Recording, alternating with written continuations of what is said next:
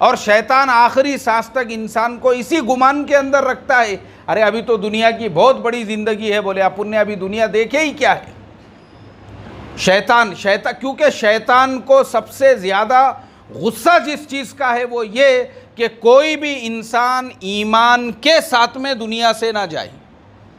असल चीज़ यही है, ईमान के साथ में अगर दुनिया से चला गया तो इसको दुनिया से 10 गुना बड़ी जन्नत मिलने वाली है और इसका आखिरत का पूरा सफ़र जो है वो तो इसके लिए आसान हो गया।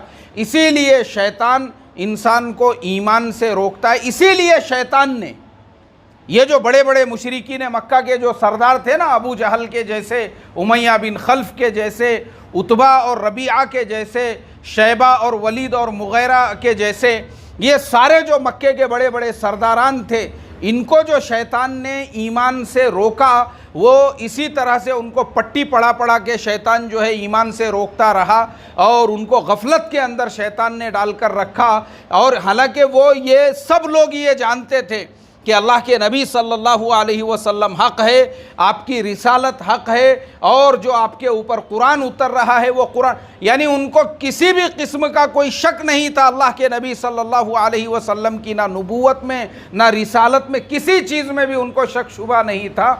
फिर भी शैतान उनको आखिरी सांस तक पट्टी पढ़ाता रहा।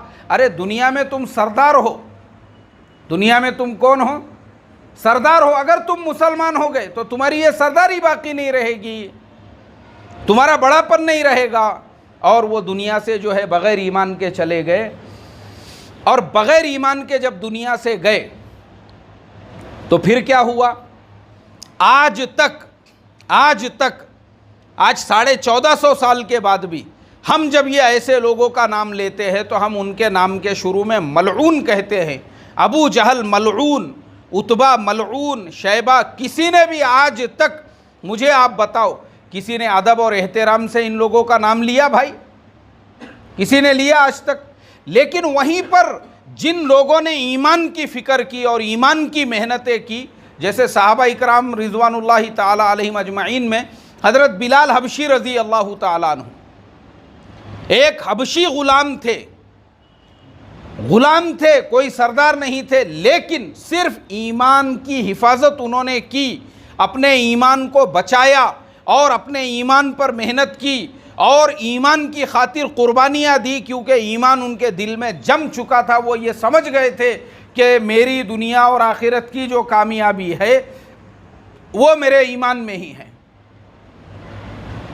ईमान को नहीं छोड़ा, ईमान को नहीं छोड़ा। ईमान के ऊपर ऐसी मेहनत की हज़रत बिलाल हबशी रज़ी अल्लाह ताला अन्हु ने कि उनके ईमान की मेहनत को देखकर अल्लाह के नबी सल्लल्लाहु अलैहि वसल्लम ने एक मर्तबा उनसे कहा कि बिलाल, मैंने जन्नत में तुम्हारे कदमों की आहट को मेरे से आगे सुना हूँ। किससे आगे सुना है भाई? भाई बोलो। अल्लाह के नबी है, नबी भी नबी नहीं है, सय्यदुल अंबिया है, जो सारे नबियों के सरदार है। वो हज़रत बिलाल से ये कह रहे हैं कि मैंने जन्नत में तुम्हारे कदमों की आहट को मेरे से आगे सुना हूँ। किससे आगे सुना हूँ? मेरे से आगे सुना हूँ। सारे सहाबा जो है वो हक्के बक्के रह गए ये जुमला सुनने के बाद। उन्होंने कहा, ऐ अल्लाह के नबी, बिलाल हबशी और उसके कदमों की आहट आपसे पहले? अल्लाह के नबी ने फरमाया कि हाँ, मैंने बिलाल की आहट फरमाया। अल्लाह के नबी ने कहा कि बिलाल बताओ, तुम्हारा वो कौन सा अमल है जिसकी वजह से जन्नत के अंदर मैंने तुम्हारे कदमों की आहट को मेरे से भी पहले सुना हूँ। देखो, सहाबा ऐसे थे कि सहाबा इकराम जो है ना, अपने आमाल पर, वो अपने जो आमाल है, अपने आमाल उस पर शर्मिंदा हुआ करते थे। क्या हुआ करते थे भाई? शर्मिंदा मतलब वो अपने अमल के ऊपर जो है ना, उनको इसलिए शर्मिंदगी होती थी कि भाई ये अमल तो मैंने खालिस अल्लाह के लिए किया था, अब मैं इसको लोगों के सामने कैसे बयान करूं। सहाबा का ये मिजाज था। सहाबा जो है अपने अमाल को छुपाया करते थे और वो रोते थे। बाज़ औक़ात ये भी वाक़यात मिलते हैं सहाबा इकराम के बारे में कि जब फुतूहात के दरवाज़े खुल गए और रोज़ाना उनके घरों पे भी खाना पकने लगा और दुनिया की तरह तरह की नेमतें उनको मिलने लगी। आयशा सिद्दीक़ा रज़ी अल्लाह ताला अन्हा के बारे में हमने पढ़ा वो एक मर्तबा पेट भरकर खाना खा लिया तो उसके बाद में वो रोने लगी। उनकी बांदी ने पूछा कि आप क्यों रो रही हो? बोले मैं इसलिए रो रही हूँ कि कहीं अल्लाह तबारक व तआला ने हमारे तकलीफ़ों मुसीबतों का सिला हमको दुनिया में तो नहीं दे दिया, इसलिए मैं रो रही हूँ। सहाबा का ये मामूल था, जब फुतूहात के दरवाज़े खुले तो सहाबा इकराम रोते थे उन चीज़ों के ऊपर और कहते थे कि अय अल्लाह कहीं तू नाराज़ तो नहीं है हमारे से, कि जो हमने दीन की खातिर कुर्बानियाँ की थी और जो मेहनतें की थी उसका सिला कहीं तूने हमको दुनिया में तो नहीं दे दिया, कि आज जो है दुनिया की सारी नियामतें मदीना में हैं और मदीना में जो है किसरा के ख़जानों के ढेर लगे हुए हैं, अय अल्लाह कहीं तूने हमको दुनिया में तो नहीं दिया। तो सहाबा जो है ना वो अपने अमल को छुपाते थे। तो हज़रत बिलाल रज़ी अल्लाह ताला अन्हु से सारे सहाबा के दरमियान में जब अल्लाह के नबी ने यह पूछा कि बिलाल तुम्हारा वो कौन सा अमल है जिसकी वजह से मैंने तुम्हारे कदमों की आहट को जन्नत में मेरे से भी आगे सुना हूँ, तो वो जो है उन्होंने अपना सर झुका लिया। क्योंकि हमारे ज़माने का अगर कोई रहता था तो वो तो अगर अपना अमल करता तो वो ख़ुद ही पहले जो है उसका इश्तिहार करता था। वो ख़ुद लोगों से कहता था कि भाई जो है मैंने ये नेक काम किया हूँ। हम देखते हैं ना बड़े बड़े फ्लैक्स लोग लगाते हैं अपने अच्छे कामों के कि हमने ये खैर का काम किया और हमने ये नेक काम किया और हमने जो है ऐसा काम किया। बल्कि उल्टा हमारे जो ऐसे इबादतों वाले भी जो अमाल है उसको भी बाज़ औक़ात लोग बयान करते हैं। हमारे उस्ताद मोहतरम उन्होंने एक किताब लिखी हुई है, उसमें मैं उनका एक वाक़या पढ़ रहा था तो उसके अंदर उन्होंने लिखा कि एक साहब जो है उनको मस्जिद के अंदर मिले और उनसे कहने लगे, बोले आजकल सर्दी बहुत ज़्यादा बढ़ गई है। तो हमारे उस्ताद ने बोले हाँ सर्दी तो बढ़ गई है लेकिन ईशा के वक्त तो ऐसा कुछ महसूस नहीं हो रहा है। नहीं ईशा के वक्त नहीं महसूस होता, बोले वो तहज्जुद के वक्त में महसूस होता है, क्योंकि मैं रोज़ाना तहज्जुद में उठता हूँ ना तो उस वक्त ज़रा पानी थोड़ा ठंडा रहता। बोले मैं तहज्जुद छोड़ता नहीं हूँ कभी भी, ना गर्मी में छोड़ता हूँ ना सर्दी में छोड़ता हूँ ना बारिश में। मकसद ये है लोगों को पता चले कि भाई हाजी साहब है या फुलाने साहब जो है वो कितने बड़े तहज्जुद गुजार है कि सर्दी का मौसम भी है तो उन्होंने अपनी तहज्जुद को जो है क़ज़ा नहीं किया। ये हमारा मामूल है, ये हमारा ज़माना है कि हम जो है अपने छोटे से छोटे अमल को ये चाहते हैं लोगों को इसके बारे में इल्म हो। हाँ अगर लोगों को खुद ब खुद हो जाए वो बात और है, लेकिन सहाबा अपने अमल को छुपाते थे और अल्लाह उनके अमल को क्या करता था भाई, अल्लाह लोगों को बताता था कि ये कितने नेक है, इनके अमाल कैसे है। तो हज़रत बिलाल वो रोने लगे, उन्होंने अपने सर को झुका लिया और अल्लाह के नबी सबके सामने उनके अमल को लाना चाहते कि भाई तुम्हारा वो नेक अमल कौन सा है जिसकी वजह से जन्नत के अंदर मैंने तुम्हारे कदमों की आहट को मेरे से भी आगे सुना हूँ। हज़रत बिलाल रज़ी अल्लाह ताला अन्हु ने कहा, अय अल्लाह के नबी मैं कोई यानी वो इतना बड़ा कोई तक़वे वाला बुज़ुर्ग और जो है ना ऐसे जो हमारे ज़माने में बड़े बड़े अलक़ाब नाम के शुरू में ही जो होते हैं वैसा तो मैं कुछ हूँ नहीं, बल्कि बस मेरा एक छोटा सा अमल ये है कि जब भी मेरा वज़ू टूट जाता है तो मैं फ़ौरन वज़ू करता हूँ। फ़ौरन क्या करता हूँ भाई, फ़ौरन वज़ू करता हूँ और वज़ू करने के बाद जितनी मुक़द्दर होती है उतनी रकात नफ़ल पढ़ लेता हूँ। यानी जैसे जिसको हम लोग तहियतुल वुदू कहते हैं, 2 रकात 4 रकात जितनी भी मुझे तौफ़ीक़ होती है उतनी मैं पढ़ लेता हूँ। बस इससे बढ़ के मेरा और कोई अमल नहीं है। यानी देखो वो अपने अमल को छुपा रहे हैं और अल्लाह के नबी उनके अमल को सबके सामने क्या कर रहे हैं, बता रहे हैं। तो ये सहाबा जो थे ना, सहाबा हज़रत बिलाल, तो मैं असल हमारी बात जो चल रही थी ईमान के हिफाजत और ईमान के मेहनत पर कि वो हज़रत बिलाल रज़ी अल्लाह ताला अन्हु ग़ुलाम थे, लेकिन सिर्फ़ उन्होंने अपने ईमान की जब मेहनत की तो वक्त के जो नबी थे और सैयदुल जो अंबिया थे और ख़ातिमुन नबीयीन जो थे उन्होंने उनके बारे में, हज़रत बिलाल के बारे में ये कहा कि बिलाल मैंने जन्नत में तुम्हारे कदमों की आहट अपने से आगे सुना हूँ। तो ये मकाम और मर्तबा जो उनको मिला किसकी बदौलत मिला भाई, बोलो ना भाई, ईमान के मेहनत की बुनियाद पर मिला वो। जबकि अबू जहल, उतबा, शैबा, रबिया, वलीद, मुगैरा, उमैया बिन खल्फ, ये सारे लोग कौन थे, सरदार थे। ये सारे लोग कबीलों के सरदार, और इनकी अपनी बैठक होती थी वहाँ जो मक्के के अंदर जो है ना, ये सारे सरदार लोग थे। लेकिन उसके बावजूद आज हम कोई भी उनका नाम जब लेते हैं, और मुझे आज बताओ, आज तक कभी किसी ने अपनी औलाद का नाम इनके नाम पे रखा क्या भाई? किसी ने रखा? आज तक नहीं रखा, कोई नहीं रखता है। लेकिन मुझे आप बताओ, आपके अपने गांव में ही 4-5 बिलाल तो होंगे, आपके अपने तालुके में 4-5 बिलाल होंगे। क्यों? हम हज़रत बिलाल के नाम से मोहब्बत करते हैं।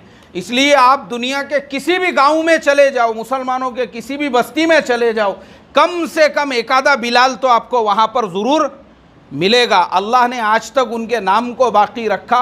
और उसके अलावा मुल्क शाम के अंदर हज़रत बिलाल रज़ी अल्लाह ताला अन्हु का जो मज़ार है, जो मकबरा है, जो कब्र है उनकी, वो मुल्क शाम में है। तो वहाँ की हुकूमत ने इतना बड़ा उनका मकबरा बनाया। हालांकि हमारी शरीयत के अंदर जो है मकबरे वगैरह बनाने के लिए, यानी हमारे यहाँ तो वो बिदात भी है, नाजायज़ भी है, वो मसला अपनी जगह पे है। लेकिन उसके बावजूद उनका ये जो बने हुए हैं, ये खिलाफत उस्मानिया के ज़माने में जो उन्होंने बनाए थे, इससे हमको पता ये चलता कि उनके दिल में हज़रत बिलाल रज़ी अल्लाह ताला अन्हु की इज़्ज़त, अज़मत और मोहब्बत कितनी ज़्यादा थी। वहाँ ऐसे बड़े बड़े हुरूफ में लिखा हुआ है, सय्यदना हज़रत बिलाल रज़ी अल्लाह ताला अन्हु। सय्यदना मतलब क्या? हमारे सरदार। सय्यदना का मतलब क्या होता है भाई? हमारे सरदार। हमारे सरदार कौन? हज़रत बिलाल रज़ी अल्लाह ताला अन्हु। ये मकाम जो हज़रत बिलाल रज़ी अल्लाह ताला अन्हु को मिला, किस बुनियाद पे मिला भाई? ईमान के मेहनत की बुनियाद पे। क्योंकि उन्होंने समझ लिया था कि मेरी दुनिया और आखिरत दोनों जहानों की जो कामयाबी है वो किस में है? ईमान में है। अभी जो मैंने आपको जो वाक़या सुनाया वो तो उनके मरने के बाद का था कि तुम्हारे कदमों की आहट मैंने जन्नत में, जन्नत कब मिलने वाली है?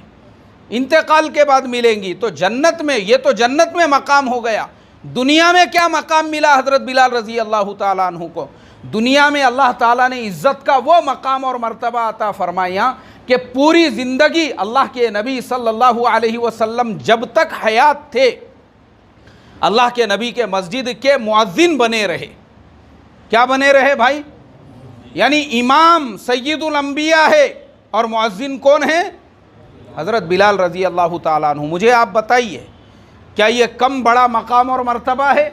और सिर्फ इतना ही नहीं, बल्कि अल्लाह के नबी के ख़ास मुशीर। मुशीर किसे कहते हैं? कि अल्लाह के नबी के पास कहीं सदक़े का माल आया तो वह हज़रत बिलाल के पास, और कहीं से जो है ज़कात का माल आया तो हज़रत बिलाल के पास। और हज़रत बिलाल की ज़िम्मेदारी हुआ करती थी, भाई फुलाना है जो है उसको कपड़े नहीं है, कपड़े कहीं से पहनवा दो, और फुलाने को जो है खाना नहीं है, उसके खाने का इंतज़ाम कर दो। नए नए लोग जो ईमान में दाखिल होते थे, उनकी ज़िम्मेदारी अल्लाह के नबी किसको दिया करते थे? वाक़या है ना वो हिकायत साहबा में कि यहूदी से उन्होंने कर्ज़ा लिया और वो कर्ज़ा इतना बढ़ गया कि एक दिन हज़रत बिलाल रज़ी अल्लाह ताला अन्हु अज़ान के लिए खड़े हुए और वो यहूदी आ गया और उसने कहा कि अय हबशी ग़ुलाम, मैं तुझे दोबारा से ग़ुलाम बना दूंगा अगर तूने फ़ुलानी तारीख़ तक मेरा कर्ज़ा अदा नहीं किया। ये वो हज़रत बिलाल रज़ी अल्लाह ताला अन्हु हैं जिनका कर्ज़ा अदा करने के लिए अल्लाह तबारक व ताला ने जन्नत के ख़जाने से उसका इंतज़ाम फरमाया। ये दुनिया में, यानी दुनिया में हमने वो जो मिसाल दी है वो तो आखिरत में उनको मिलेगा। और ये जो वाक़या, ये जो चीज़ें मिली दुनिया में, और ये सिर्फ यहीं पे बस नहीं, मक्का फ़तेह हो गया और मक्का फ़तेह होने के बाद अल्लाह के नबी सल्लल्लाहु अलैहि वसल्लम ने हज़रत बिलाल को हुक्म दिया कि काबतुल्लाह के ऊपर चढ़ो और वहाँ चढ़ के अब तुम अल्लाह की जो बड़ाई है उसकी सदा लगाओ वहाँ पे चढ़कर। हज़रत बिलाल रज़ी अल्लाह ताला अन्हु काबतुल्लाह के ऊपर चढ़े और अज़ान देने लगे। तो ये जितने भी मक्का के सरदार हैं, ये सारे के सारे पहाड़ पे बैठ के, अतराफ़ में जो पहाड़ियाँ हैं उसके ऊपर ये लोग सब बैठे हुए थे। ये नज़ारा जब उन्होंने देखा तो अपने ऊपर मिट्टी डालने लगे और कहने लगे, हाय अफसोस, हमारे ऊपर क्या दिन आ गया है। हमारा एक ग़ुलाम वो बैतुल्लाह की दीवार पे चढ़कर अज़ान दे रहा है, काश के ये दिन देखने से पहले हमको मौत आ जाती। कौन कहने लगे? ये मक्का के सरदार। और हज़रत बिलाल कहाँ खड़े हुए थे? बैतुल्लाह की छत के ऊपर। कुरान करीम की ये जो आयतें हैं ये हज़रत बिलाल रज़ी अल्लाह ताला अन्हु की शान में नाजिल हुई। फ़ौरन हज़रत जिब्रील अलैहिस्सलातु वस्सलाम आए और उन्होंने कहा, अऊज़ु बिल्लाहि मिनश शैतानिर रजीम, या अय्युहन्नास, अये लोगो, इन्ना खलकनाकुम मिन ज़करिन व उन्सा, हमने तुमको एक मर्द और एक औरत से पैदा किया। व जअलनाकुम शुऊबन व क़बाइला लितआरफ़ू, तुम्हारे दरमियान में कबीले और ख़ानदान इसलिए बनाए ताकि तुम पहचाने जा सको। क्या किए जा सको भाई? पहचाने जा सको। एक महल्ले में अगर 4 रफ़ीक है तो आप कैसे पहचानेंगे कि किस रफ़ीक का तस्करा हो रहा है? रफ़ीक सैयद है, रफ़ीक बागबान है, रफ़ीक शेख है, रफ़ीक कुरैशी है। ये जो बिरादरियाँ अल्लाह ताला ने बनाई हैं, काय के लिए बनाई हैं? बोलो भाई। पहचान के लिए, फ़ख्र के लिए नहीं बनाई है। हम ये है और हम वो है और हमारा ख़ानदान ऐसा ऊंचा है। इसीलिए मुशरिकीन मक्का में फ़ख्र था। किस चीज़ को लेकर? ख़ानदान को लेकर। हम कुरैश है, हम बनु हाशिम हैं, हम जो है मक्का के सरदार है और हमारे सामने एक ग़ुलाम जो है वो अजान दे रहा है।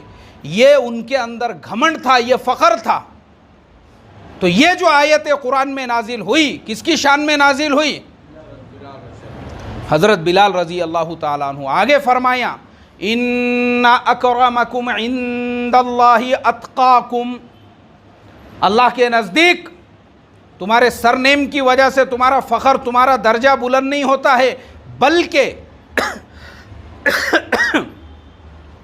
अल्लाह के नज़दीक सबसे ज़्यादा इज़्ज़त वाला, सबसे ज़्यादा बुजुर्गी वाला वो है जो सबसे ज़्यादा अल्लाह से डरने वाला है। किससे डरने वाला है भाई? जो अल्लाह से डरने वाला है, अल्लाह के नज़दीक तो बुजुर्गी वाला वो है। ख़ानदान की वजह से किसी को बुजुर्गी नहीं मिलेंगी, बल्कि अल्लाह के नज़दीक तो बुजुर्गी वाला, बड़े मर्तबे वाला तो वो है जो सबसे ज़्यादा अल्लाह से डरने वाला है। तो हज़रत बिलाल रज़ी अल्लाह ताला अन्हु को ये जो मकाम अल्लाह ने दिया था, ये दुनिया में इज़्ज़त अता फरमाई। दुनिया में क्या अता फरमाई? ये इज़्ज़त अता फरमाई हज़रत बिलाल को। और मरने के बाद वो जो उनको आखिरत में मिलने वाला है कि वक्त के नबी, नबियों के सरदार, अपने सारे सहाबा जिस मजलिस में हज़रत अबू बकर सिद्दीक़ रज़ी अल्लाह ताला अन्हु, हज़रत उमर फ़ारूक रज़ी अल्लाह ताला अन्हु, सय्यदना उस्मान गनी रज़ी अल्लाह ताला अन्हु, हज़रत अली कर्रमल्लाहु वजहहु, जिस मजलिस में हज़रत ज़ुबैर, हज़रत तलहा और हज़रत अब्दुर्रहमान इब्न औफ़ रज़ी अल्लाह ताला अन्हुम जैसे बड़े बड़े जलीलुल क़दर सहाबा मौजूद है, उनकी मजलिस के अंदर तारीफ़ किसकी बयान हो रही है भाई? अरे भाई बोलो ना। हज़रत बिलाल रज़ी अल्लाह ताला अन्हु, ज़िक्र उनका चल रहा है, फ़जीलत उनकी बयान हो रही है कि जन्नत में मैंने तुम्हारे कदमों की आहट अपने से आगे सुना हूँ, सिर्फ़ और सिर्फ़ किसकी निस्बत पर भाई? ईमान की निस्बत पर। किसकी निस्बत पर? ईमान। ईमान, असल चीज़ ईमान ही है। अगर हमने अपने ईमान के बनाने की मेहनत की, अपने ईमान की हिफाजत की, अपने साथ अगर ईमान लेकर चले गए तो हम सबसे बड़े कामयाब हैं।